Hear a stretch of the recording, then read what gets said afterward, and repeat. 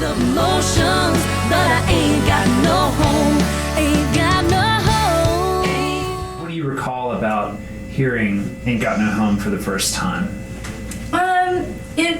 I remember us sitting down in her in her little music room, which is just off the kitchen, and I think some of the best memories in my life have either been in my mom's kitchen or at my mom's piano. Like, that's home to me. Like, that's like a warm embrace, is being right there with her. So one day I was over there in between all this other crazy stuff, and she continues to write, and she's the purest writer. Like, she completely writes from the heart, and she's an unashamed writer. Like, she just puts everything out there, which is something I aim for nowadays. But she's a woman who's lived a lot of life, like double the life or the years that she has had. She's had a hard times and happy times, and she's raised not only her own 3 children, but a ton of children that just needed a mom. She stepped right up to the plate. So here's a woman who writes completely purely, and she continues to do so. And she said, I wrote this song, and I think it's just really good. Like, I think it's like it rises above the rest of them. And she played it for me, and I agreed with her. I said, man, that's really, really good. Are you going to start playing it out?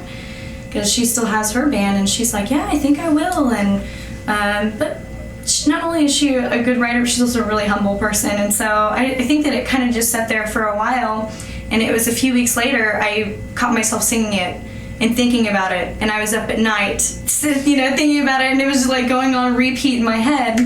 And so I called her up that next morning, and I said, hey, what did you ever do with that song? What are you going to do with it? And she said, I don't know, nothing, just sitting in there with all the rest of them. Or so she said something like that, and I said, can I do it? I really want this tune. And she was pretty thrilled, and I don't think at that time she understood that I was gonna go and like record it and put it on the album, but that's what I did. And now she's just so proud of it, and I am too, because it's such a soulful tune. It's about how it feels when you have a house but not a home.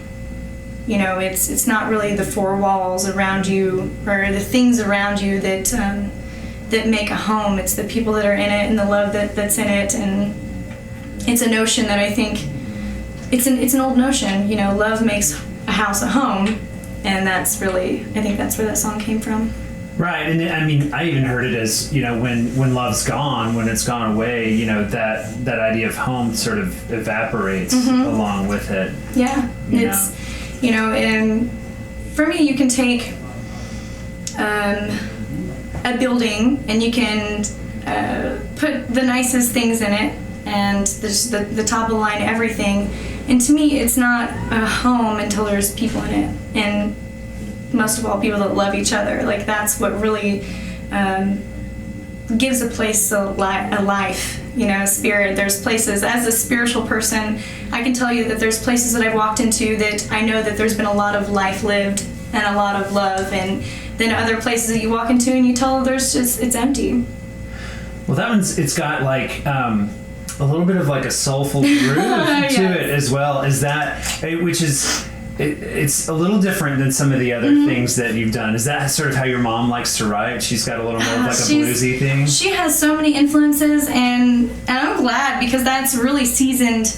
It's put a lot of spice into how I write nowadays too, but she's always been like a soulful writer. She can write. She started out writing a lot of things like really old-timey tunes, like old-fashioned tunes that are like great classic tunes.